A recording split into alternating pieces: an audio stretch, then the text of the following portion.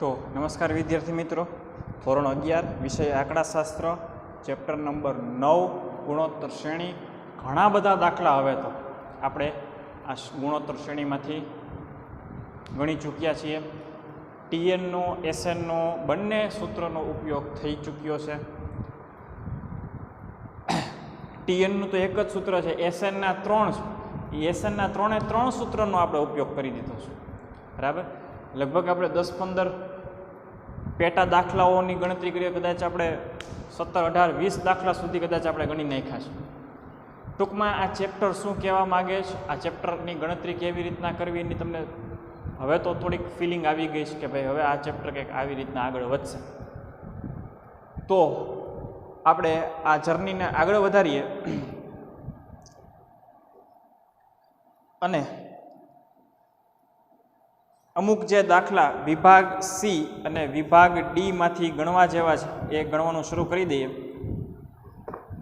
થોડાક હવે બૌદ્ધિક પ્રશ્નો મેં કાલે કીધું હતું એ પ્રમાણે, આની પહેલાંના લેક્ચરમાં કીધું હતું એ પ્રમાણે કે હવે થોડાક બૌદ્ધિક પ્રશ્નો આવશે તો એ પ્રમાણે આપણે આગળ વધવાનું રહેશે.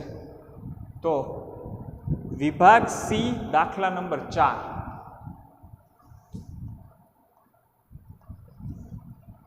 વિભાગ સી દાખલા નંબર 4. જો એમાં રકમમાં શું કહે છે, ગુણોત્તર શ્રેણીમાં T1 બરાબર 2. ગુણોત્તર શ્રેણીમાં T1 બરાબર 2 અને પ્રથમ 3 પદનો ગુણાકાર, પ્રથમ 3 પદનો ગુણાકાર 1000 હોય. પ્રથમ 3 પદ તો આપણે એને T1, T2 અને T3 પ્રથમ 3 પદ નો પાછો ગુણાકાર આપણને 1000 આપ્યો છે. ને આપણને એમ કહે છે કે સામાન્ય ગુણોત્તર R મેળવો. બરાબર, હા, સામાન્ય ગુણોત્તર R મેળવવાનું કહે છે. આટલી માહિતી આપણને રકમની અંદર આપી છે. એમ કીધું છે કે એક ગુણોત્તર શ્રેણીનું પ્રથમ પદ એટલે કે T1 બરાબર કેટલું આપ્યું છે, 2 આપ્યું છે. પછી એમ કહે છે કે ગુણોત્તર શ્રેણીના 3 પદ, પ્રથમ 3 પદનો જો તમે ગુણાકાર કરો તો 1000 થાય છે. તો આવી પરિસ્થિતિની અંદર R કેટલો હોય એટલે કે સામાન્ય ગુણોત્તર કેટલો હોય તો જરાક તમે જુઓ. પ્રથમ પદ ગુણ્યા બીજું પદ ગુણ્યા ત્રીજું પદ. આના બરાબર મેં જ્યારે ચેપ્ટર સ્ટાર્ટ કર્યું હતું ત્યારે મેં એવું કીધું હતું કે T1, T2, T3 ને તમે આવી રીતના દર્શાવી શકો, A ગુણ્યા AR ગુણ્યા AR નો સ્ક્વેર. પ્રથમ પદ હંમેશા A હોય ગુણોત્તર શ્રેણીનું, ગુણોત્તર શ્રેણીનું બીજું પદ હંમેશા A અને R નો ગુણાકાર હોય, ગુણોત્તર શ્રેણીનું ત્રીજું પદ હંમેશા R નો સ્ક્વેર ગુણ્યા A હોય અને ચોથું પદ આગળ વધતું જાય એ પ્રમાણે હોય. અને એનો આપણને શું આપ્યો છે તો કે ગુણાકાર આપ્યો છે. તો જો T1 ગુણ્યા T2 ગુણ્યા T3 એનો ત્રણેયનો ગુણાકાર આપણને 1000 આપી દીધો. તો હું અહીંયા 1000 મૂકી દઉં બરાબર.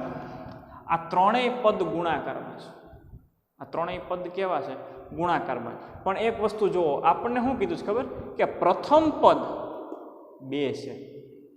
T1 ને પ્રથમ પદ કહેવાય અને A ને પણ પ્રથમ પદ કહેવાય. આની પહેલાની સમજૂતીની અંદર મેં તમને કીધું હતું અને અહીંયા લખ્યું છે કે પ્રથમ પદ A હોય, બીજું પદ AR નો ગુણાકાર અને ત્રીજું પદ આવી રીતના. બરાબર, તો જ્યાં આપણે A જોઈએ ત્યાં આપણે બગડો લખી શકીએ, કારણ કે A ની કિંમત કેટલી તો કે 2. તો આ 2 ગુણ્યા 2R ગુણ્યા 2R નો સ્ક્વેર લખી શકાય. હા, લખી શકાય.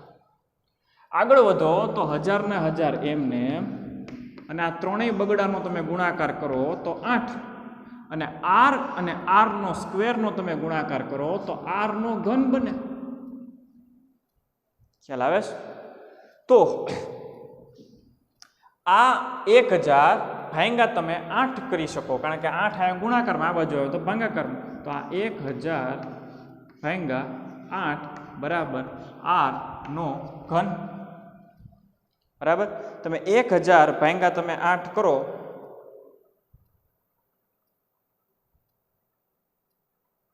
તો કેટલા મળે? તો કે 125. તો આ 125 બરાબર r નો ઘન વધે. જો વળી પાછું આપણું જૂનું જાણીતી પરિસ્થિતિ આવી ગઈ. બોલા બે નિયમ મેં તમને કીધા હતા કે આધાર સરખો હોય તો ઘાતે સરખી હોય, ને ઘાત સરખી હોય તો આધારે સરખો હોય. એ નિયમ પાછો આવી ગયો. અહીંયા 3 ઘાત છે તો અહીંયા મારે 3 ઘાત લાવવી છે. કોની 3 ઘાત 125 થાય? કોની 3 ઘાત 125 થાય? તો કે 5 ની 3 ઘાત 125 થાય. તો અહીંયા હું આમ લખી શકું 5 ની 3 ઘાત. આ પદ અને આ પદમાં કોઈ ફેરફાર નહીં. શું કામ? તો કે આ 125 અને આ 125 છે, બેયનું મૂલ્ય કેવું? તો કે સમાન છે. ઇઝ ઇક્વલ ટુ r નો ઘન હું લખી શકું. જો ઘાત સરખી હોય તો આધારે સરખો હોય. એ નિયમને આધારે r બરાબર 5. દાખલાનો જવાબ આવી ગયો. 2 મિનિટ સાઈડમાં વયો જાવ એટલે તમે આખો દાખલો જોઈ શકો.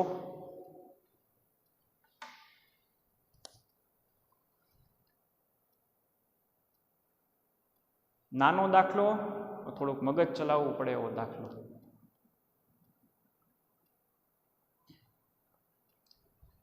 ત્યારબાદ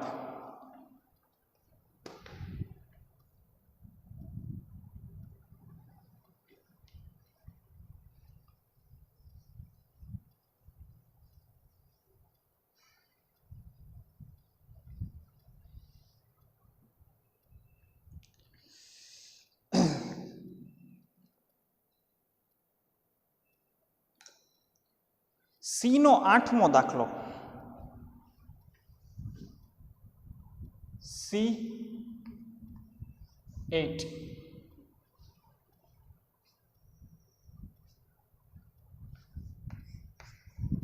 જો એમાં રકમ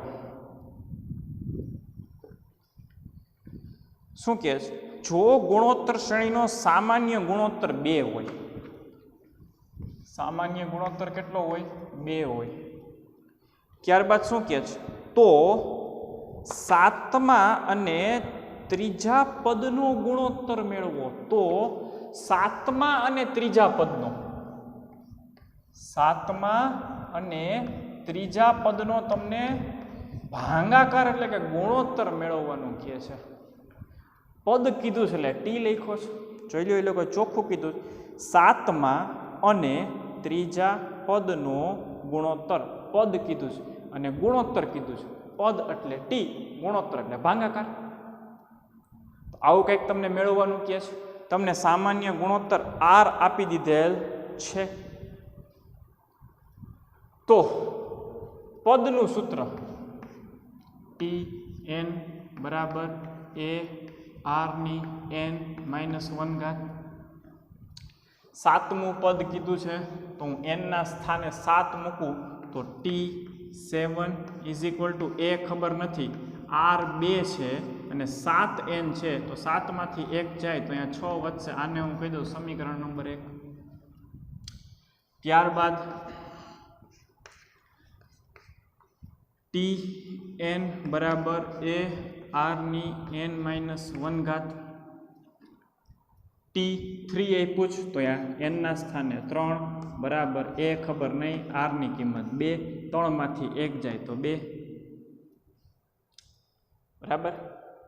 આને તમે આગળ વધારી શકો એમ છો. 2 ની 6 થઈ શકે એમ છે તો કરી નાખીએ.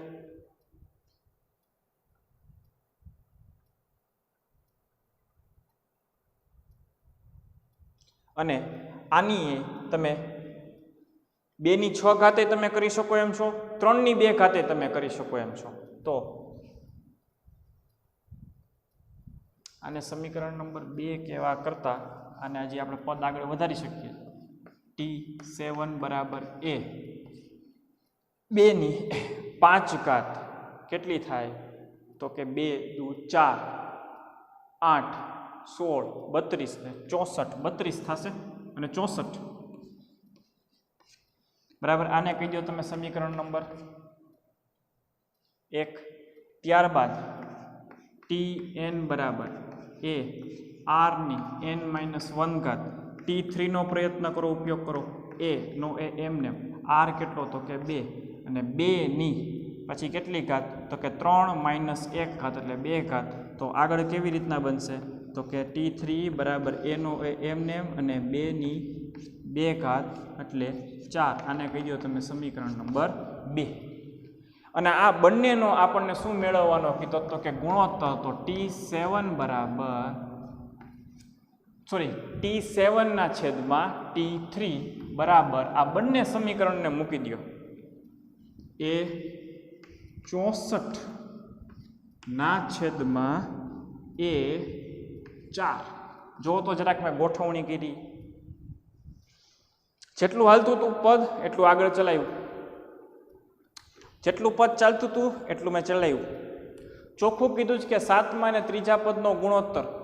તો જો આ 7મું પદ આવી રીતના આવે, ત્રીજું પદ આવી રીતના આવે અને બંને પદનો આપણને ગુણોત્તર કીધો છે. તો આ બંને પદનો ગુણોત્તર કંઈક જુઓ તો આવો થાય છે. ભાગાકાર કરો તો આ એ ઉડી જાય અને અહીંયા કેટલા વધે તો કે 8 વધે. બરાબર છે. તો આ બંને પદનો ગુણોત્તર કેટલો આવે 8 આવે.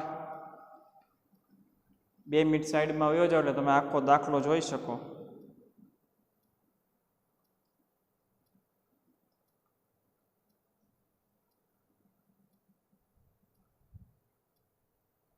સોરી, અહીંયા 8 નથી 16 છે.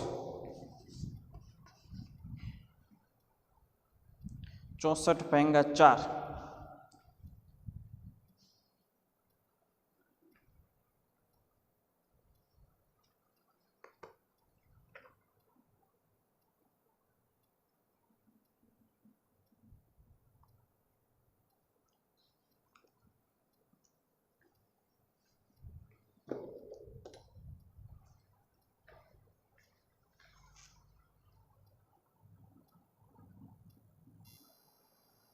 આ બધા જે આપણે જે દાખલા ગણ્યા, બોર્ડ ઉપર જે આ દાખલો ગણ્યો છે, આની પહેલાંનો જે દાખલો ગણ્યો હતો એ દાખલાની અંદર તમે માર્કિંગ કરો. એ દાખલાની અંદર ક્યાંય ગુણોત્તર શ્રેણી આ છે, એનું પ્રથમ પદ આ છે, સામાન્ય ગુણોત્તર આ છે, એના આધારે તમે કોઈ પણ પદ મેળવો એવો કોઈ દાખલા જ નથી.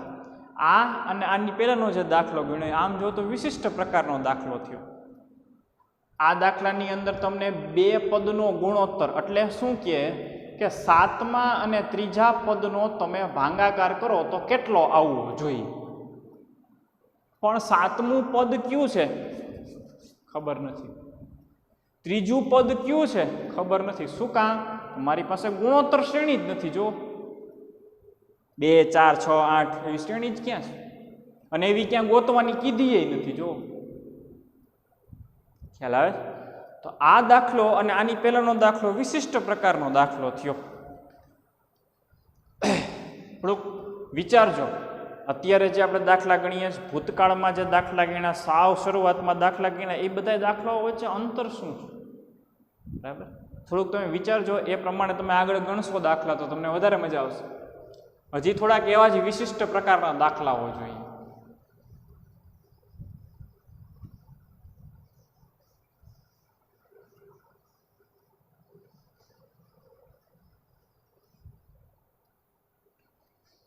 જો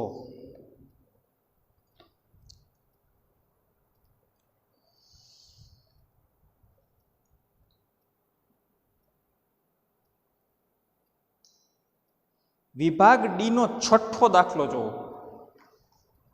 વિભાગ ડી નો છઠ્ઠો દાખલો શું કહે છે? ગુણોત્તર શ્રેણી માટે પ્રથમ પદનો સ્ક્વેર ઇઝ ઇક્વલ ટુ બીજું પદ થાય છે. વાહ! આવું થતું હોય અને ત્રીજા પદની કિંમત જો 64 હોય તો ગુણોત્તર શ્રેણી લખો. તો તમારે શું લખવાનું? તો કે ગુણોત્તર શ્રેણી જીપી લખવાની છે. ગુણોત્તર શ્રેણી ઇંગ્લિશમાં જીઓમેટ્રિક પ્રોગ્રેશન કહેવાય, એટલે જીપી લખ્યું શોર્ટમાં. બોલો, વિશિષ્ટ પ્રકારનો પ્રશ્ન. પહેલા પદનો તમે સ્ક્વેર કરો ને, પહેલા પદનો તમે સ્ક્વેર કરો ને તો એ બીજા પદ જેટલો થાય છે, અને ત્રીજા પદની કિંમત 64 છે. આવી પરિસ્થિતિ હોય તો તમે ગુણોત્તર શ્રેણી લખો. તો પહેલા તો એક વસ્તુ સમજી લો, પહેલું, બીજું, ત્રીજું પદ.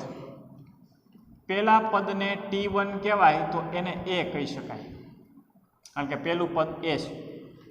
બીજા પદને તમે A અને R નો ગુણાકાર કહી શકો. ત્રીજા પદને તમે A R નો સ્ક્વેર કહી શકો, કહેવાય. હવે જે અહીંયા પદ લખ્યું છે એ પદને હું લખું છું T1 square is equal to T2. જે પ્રશ્ન પૂછ્યો છે એ પાછો લખ્યો. તો કે T1 એટલે કોણ? A. એનો પાછો આપણને શું કરવાનો કીધો છે જુઓ તો, સ્ક્વેર. આપણે સ્ક્વેર કર્યો. જો રકમે કીધું છે એ જ કામ કરીએ. T1 એટલે કોણ? તો કે A લખો, પાછો એનો સ્ક્વેર કરો, કર્યો, ઇઝ ઇક્વલ ટુ કર્યા. T2 એટલે કોણ? તો કે A અને R. બરાબર.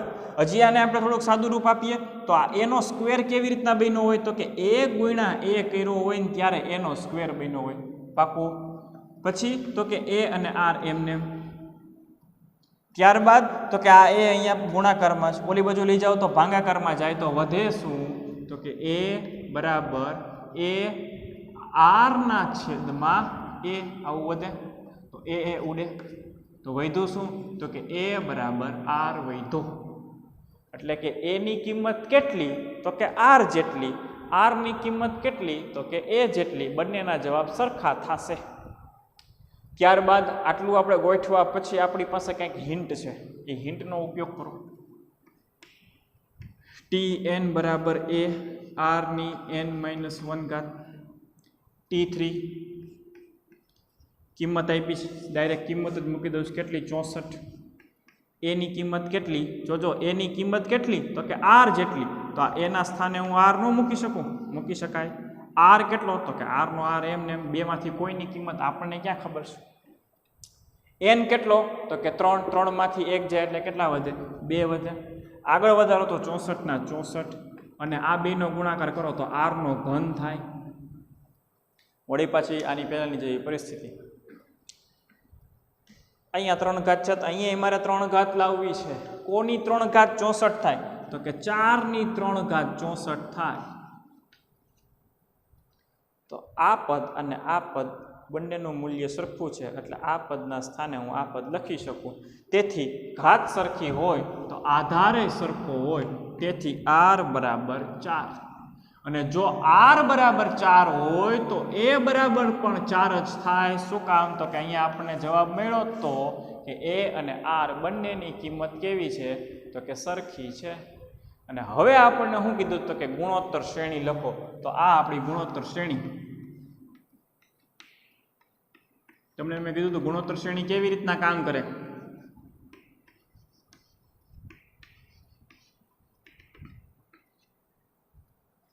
તો A 4, A અને R નો ગુણાકાર ચોકે ચોકે 16.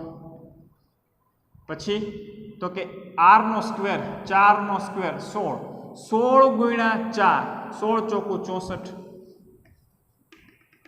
આ આપણી ગુણોત્તર શ્રેણી. જોઈ લ્યો, જે પ્રશ્ન કીધો તો એ જવાબ મળી ગયો.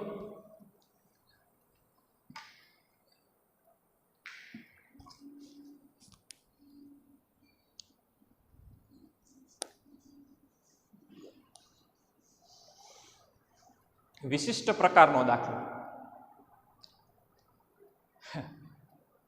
જનરલી ગુણોત્તર શ્રેણી ઉપરથી આપણે AR ગોતતા હોય. આ વખતે આપણે AR ઉપરથી ગુણોત્તર શ્રેણી ગોતી.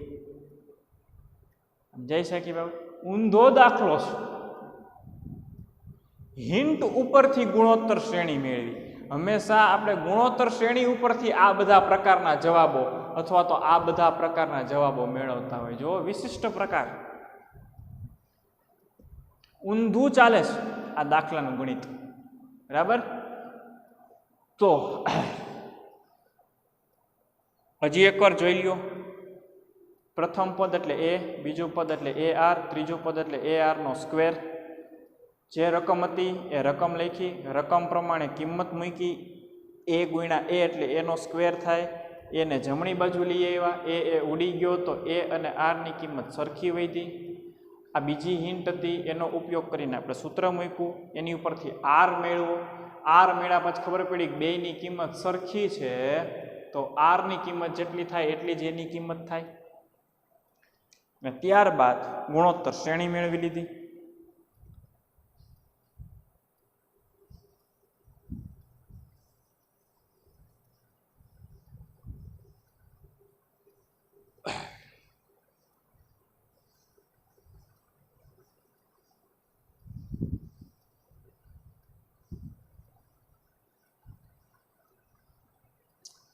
જો ત્યારબાદ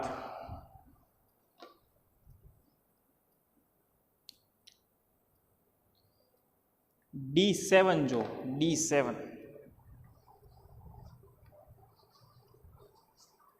પાછું કંઈક નવું વિશિષ્ટ પ્રકાર. 5m20t 5m20 અને t. જો આ બધાય ગુણોત્તર શ્રેણીમાં હોય તો આ m અને t ની કિંમત મેળવો. આ ચાર પદ છે ને, એ ચારે ચાર પદ ગુણોત્તર શ્રેણીમાં છે. 5m20 અને t, 5m20 અને t. આ ચારેય પદ, આ પહેલું પદ છે, આ બીજું પદ છે, ત્રીજું પદ છે, ચોથું પદ છે. આ ગુણોત્તર શ્રેણીમાં હોય તો આ m અને t ની કિંમત મેળવો. જો આપણી પાસે એક સૂત્ર છે, આટલા ઉપર ધ્યાન દેજો. પહેલું પદ, બીજું પદ ને ત્રીજું પદ. તમારે આર મેળવવું હોય ને, આર, તો તમે આમ કરો ને તોય તમને આર મળે. તમે આમ કરો ને તોય તમને આર મળે. એટલે કે આને ભાંગા આ કરો, બીજા પદ ભાંગા પહેલું પદ કરો તોય તમને આર મળે. ત્રીજા પદના ભાંગા બીજું પદ કરો તોય તમને આર મળે. એનો અર્થ શું ખબર? આ બે એક સમાન છે. તો હું એને આવી રીતના ન લખી શકું. T2 T1 is equal to T3 T2. આ બંને સમાન છે, જોઈ લો. તો કિંમત મૂકી શકું આની અંદર. T2 એટલે કોણ? m. T1 એટલે કોણ? 5 ઇઝ ઇક્વલ ટુ ના ઇઝ ઇક્વલ ટુ T3 એટલે કોણ? 20 ના છેદમાં T2 એટલે કોણ? તો કે m. જો વચ્ચે નિશાની કે ઇઝ ઇક્વલ ટુ ક્રોસ ગુણાકાર થાય. આ બેનો ગુણાકાર 100, આ બેનો ગુણાકાર કેટલો? તો કે m નો સ્ક્વેર. વર્ગમૂળ છે, વર્ગમૂળ કાઢવું હોય તો સામેના પદનો વર્ગ. તો શું કરવું પડે? તો 100 નું વર્ગમૂળ ઇઝ ઇક્વલ ટુ m. તો m બરાબર તમે વર્ગમૂળ કાઢો એટલે કોઈ પણ જવાબ તમારે પ્લસ ઓર માઇનસ તરીકે દર્શાવવો પડે. તો તમને m ની કિંમત મળી ગઈ. કેટલી? m ની કિંમત તમને મળી ગઈ કે 20. જો m ની કિંમત જો તમને મળી જતી, સોરી, m ની કિંમત 10 છે, m ની કિંમત મળી જતી હોય તો એવી જ રીતના તમને આ t ની કિંમતે મળી જાય. હવે તમે આટલા ભાગમાં ધ્યાન દો.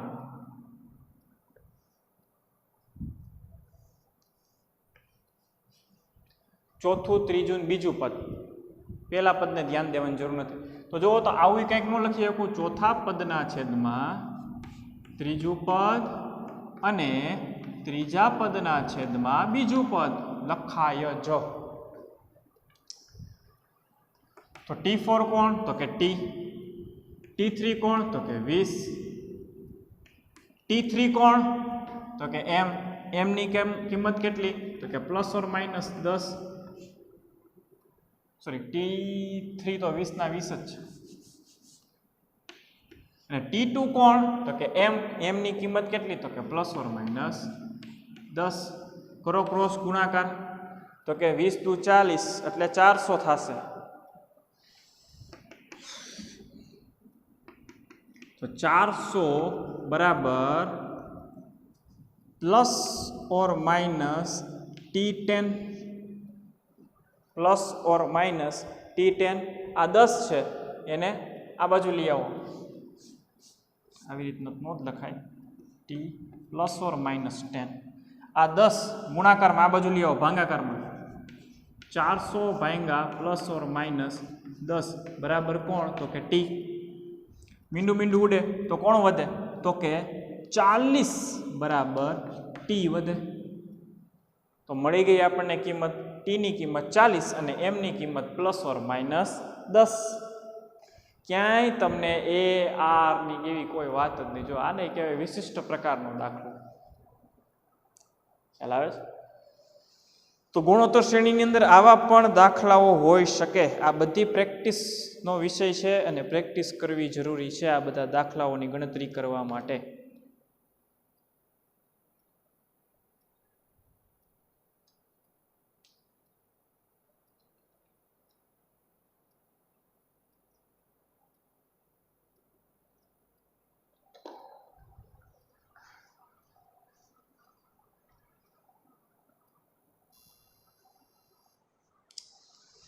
તો જો ત્યાર પછી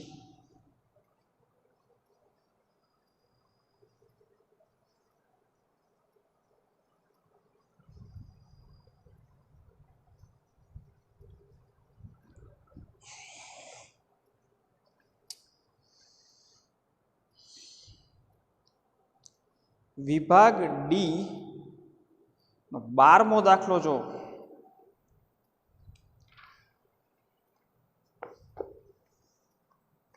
વિભાગ ડી દાખલા નંબર 12. જો ગુણોત્તર શ્રેણીનું બીજું પદ 5 હોય, T2 5 હોય, તો પ્રથમ 3 પદનો ગુણાકાર મેળવો. આવું હોય તો પ્રથમ 3 પદ નો શું મેળવો? કે ગુણાકાર મેળવો. હોળી પછી વિશિષ્ટ પ્રકાર. T2 એટલે કોણ થાય તમને ખબર છે ને? AR કયો, T2 કયો, બધું સરખું. 3 પદનો ગુણાકાર.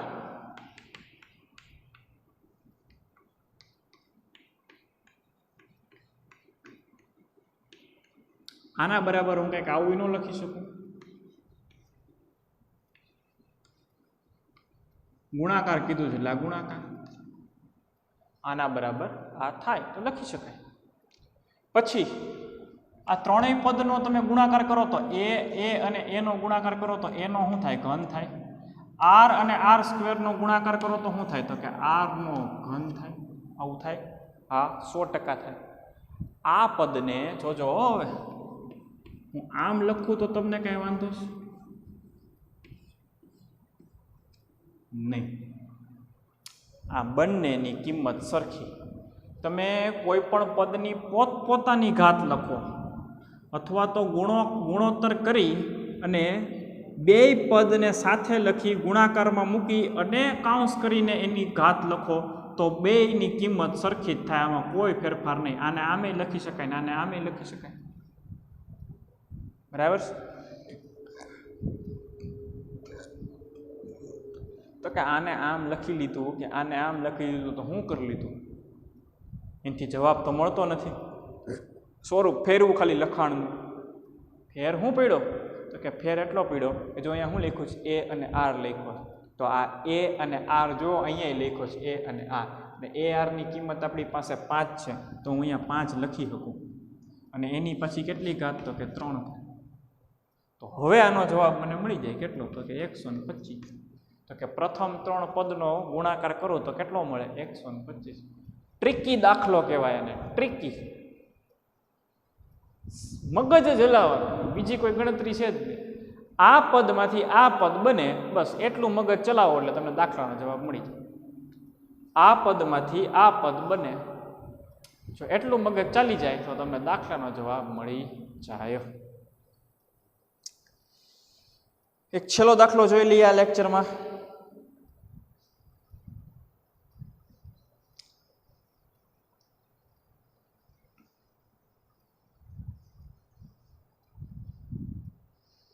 જો 14મો ડી નો 14મો દાખલો જો. Tn બરાબર 324, Sn બરાબર 484 હોય અને R 3 હોય તો પ્રથમ પદ અને n મેળવો. Tn અને Sn બંને રકમની અંદર આપેલું છે. Tn અને Sn બંને રકમની અંદર આવ્યું. આવું પહેલી વાર બન્યું કે Tn નો જવાબ એ આપી દીધો હોય, Sn નો જવાબ આપી દીધો હોય. તો તમે એક કામ કરો, પેજ નંબર 296 ઉપર જરાક નજર નાખો. એમાં તમને 8મું એક સૂત્ર આપ્યું. જો 8મું આવું કંઈક લખ્યું છે. Sn બરાબર R ગુણ્યા Tn માઇનસ a ના છેદમાં R માઇનસ 1. જો આ એકમાત્ર એવો દાખલો છે સ્વાધ્યાયમાં કે જે દાખલાની અંદર તમને Tn અને Sn આપ્યું હોય અને આ Tn અને Sn આ સૂત્રમાં આવી જાય છે. જો તો આ દાખલાની ગણતરી હું આ સૂત્રથી કરી શકું. આ સૂત્ર મેં લખાયું જ નથી, કારણ કે આ વિશિષ્ટ પ્રકારની ગણતરી હતી ને વિશિષ્ટ પ્રકારનો દાખલો તો સામાન્ય દાખલો નહોતો, એટલે મેં આ સૂત્ર લખાયું ત્યારે નહોતું. ને આજે આની જરૂરિયાત પડી એટલે લખાવી દીધું કે Sn અને Tn બે રકમમાં આપેલા હોય તો જો અહીંયા સૂત્રમાં બે રકમમાં આપેલા છે તો તમે આવી રકમમાં આવું સૂત્ર તમે મૂકી શકો કે જ્યારે Sn અને Tn રકમમાં એક સાથે આપી દીધા હોય ત્યારે. એવું ન કરવું હોય અને આપણે ઓલા જૂના જે સૂત્ર લખ્યો, એક કરતાં મોટી હોય Sn ની કિંમત, એક કરતાં મોટી હોય R ની કિંમત, એક કરતાં નાની હોય R ની કિંમત, એ બધા સૂત્ર છે. એ સૂત્રનો ઉપયોગ કરીને પણ તમે આ દાખલો ગણી શકો, પણ આ વધારે ઇઝી છે. તો આનો ઉપયોગ કરવો હિતાવહ છે. તો સૂત્ર મૂકું, Sn બરાબર R ગુણ્યા Tn માઇનસ a ના છેદમાં R માઇનસ 1. મૂકો સૂત્રમાં કિંમત 484, R કેટલો 3 ગુણ્યા Tn 324 માઇનસ a ખબર નથી ના છેદમાં R કેટલો તો કે 3 માઇનસ 1. આનો આની હારે ગુણાકાર થાય, આનો આની હારે ગુણાકાર થાય, આ બંને પદની બાદબાકી થાય તો 484 બરાબર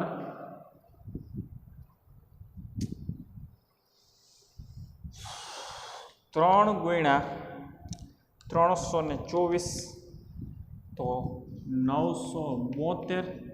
આ બેની બાદબાકી ગુણાકાર થાય તો કે માઇનસ 3a આવે ના છેદમાં 2 આવે. હા, પછી આ ભાગાકાર આ બાજુ લઈ જાઓ તો ગુણાકાર થાય તો જુઓ તો 484 નો 2 વડે હું ગુણાકાર કરું તો 484 ગુણ્યા 2 તો 968 બરાબર 972 માઇનસ 3a. જે પદ મેળવવું છે એ પોતે માઇનસમાં, જો માઇનસમાં લખાય નહીં. ડાબી બાજુ લઈ આવો અને ડાબી બાજુ વાળું પદ જમણી બાજુ લઈ જાઓ તો જુઓ તો કે કામ થાય. 3a બરાબર 972 માઇનસ 968. તો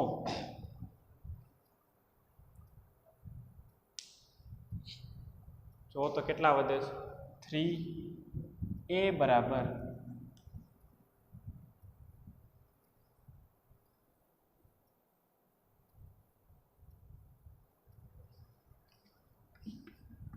972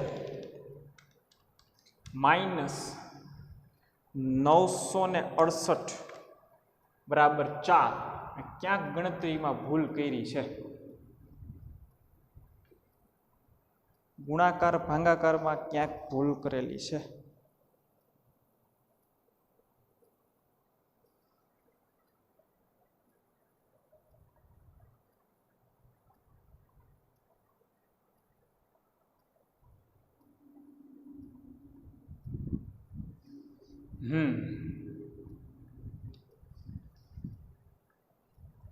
સૂત્ર પ્રમાણે આજે આપણે ગણતરી કરી છે ને એ ગણતરી જ ખોટી છે.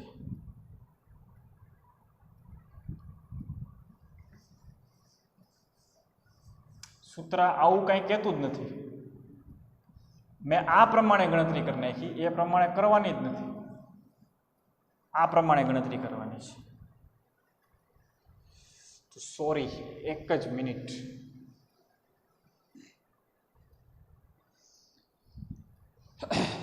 SN 484 બરાબર R એટલે કેટલો? તો કે 3. TN કેટલો? તો કે 324 માઇનસ A. હવે બરાબર પદ લખાણો. અને 3 માઇનસ 1 તો હું ડાયરેક્ટ લખી નાખું. R ની કિંમત કેટલી? તો કે 3 માઇનસ 1 એટલે કેટલા થાય? તો કે 2 થાય. તો આ 2 ને આ બાજુ લઈ આવું તો ભાગાકારનો ગુણાકાર 484 ગુણ્યા 2 તો 968 બરાબર આ બંને પદનો આપણે ગુણાકાર કરીએ તો 324 ગુણ્યા 3 તો 972. એની કિંમત એ એમને અને આ માઇનસ એનો માઇનસ એ એમને. હવે જે પદ મેળવવું છે માઇનસમાં રખાય નહીં, તેને ડાબી બાજુ લઈ જાઓ અને જમણી બાજુ લઈ જાઓ તો એ બરાબર 972 માઇનસ 968. તેથી એ બરાબર કેટલો થાય? 4. બરાબર છે. સૂત્રનો ઉપયોગ કરીને દાખલો ગણ્યો. ત્યારબાદ એ તો મળી ગયો. હવે n મેળવવો છે. આનો ઉપયોગ કરી શકો, આનો ઉપયોગ કરી શકો. આ વધારે સહેલું પડે તો TN નો સૂત્ર મૂકીને n ગોતાય તો TN બરાબર AR ની n માઇનસ 1 TN ની કિંમત કેટલી? તો કે 324. એ કેટલો? તો કે 4. R કેટલો? તો કે ખબર છે 3. n કેટલો? તો કે n ખબર નથી. એટલે આ પદ આમનું આમ એમને. ચોથ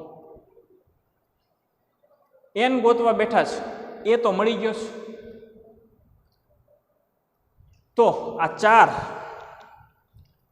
ને આ બાજુ લઈ આવો તો 324 ભાગ્યા તમે 4 કરો તો તમને ક્યાંક 81 મળે. ઇઝ ઇક્વલ ટુ 3 ની n માઇનસ 1 ઘાત થાય. વળી પાછું આપણો નિયમ ઘાત સરખી હોય તો આધાર સરખો હોય, આધાર સરખો હોય તો ઘાત સરખી હોય. અહીંયા તગડો છે તો મારે અહીંયા તગડો લાવવો છે. તો 3 ની કેટલી ઘાત 81 થાય? તો કે 3 ની 4 ઘાત છે એ 81 થાય. તો આધાર સરખો હોય તો ઘાતે સરખી હોય. તેથી 4 is equal to n minus 1. Minus 1 આ બાજુ આવે તો n બરાબર 5 થાય.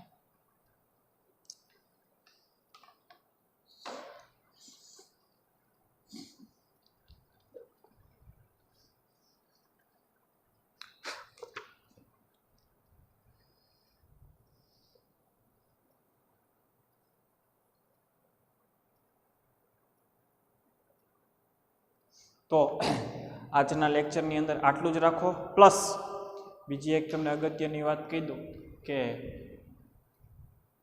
આપણી જે ત્રિમાસિક પરીક્ષા છે એમાં આજ દિવસ સુધી આ જેટલું આપણે ભણ્યા એમાંથી જ પૂછાશે. નહીં થિયરી પૂછાય, નહીં MCQ પૂછાય. આ જે આપણે દાખલો ગણ્યો ડીનો 14મો, અત્યાર સુધી જેટલા દાખલા આપણે ગણ્યા છે એમાંથી જ દાખલા પૂછાશે, બરાબર. બાકીનું ચેપ્ટર આપણે હવે એક્ઝામ પતે પછી સોલ્વ કરશું, બરાબર છે. તો આ અહીંયા સુધી જે આપણે ભણ્યા લગભગ ઘણા દાખલા થઈ ગયા છે, ઉદાહરણો સહિત 20-25 કદાચ 30 થઈ ગયા હોય તો ખબર નથી, નાના દાખલા હતા ખ્યાલ ન આવ્યો, ઓછા લેક્ચરની અંદર જાજુ કામ થઈ ગયું. હવે કંઈક આપણે વિભાગ છેલ્લો ડી કે ઈ વિભાગ અને બસ એમાં કંઈક 10-12 દાખલા છે એ જ બાકી છે. એટલે આમ જુઓ તો 60% આપણું આ ચેપ્ટર આપણે પૂરું જ, 40% બાકી છે. એ 40% જે ચેપ્ટર છે એ પાછું પરીક્ષા પૂરી થાય એટલે આપણે સોલ્વ કરી નાખીશું. એનો અર્થ એમ અત્યાર સુધી અહીંયા સુધી મેં જેટલું ભણાવ્યું છે એમાંથી તમારી ત્રિમાસિક પરીક્ષામાંથી પૂછાશે, બરાબર. તો ત્યાં સુધી આપણે અભ્યાસક્રમ ચલાવ્યો છે. હવે પછીનો લેક્ચર સંભવતઃ એક્ઝામ પછી આવશે. તો ત્યાં સુધી આભાર.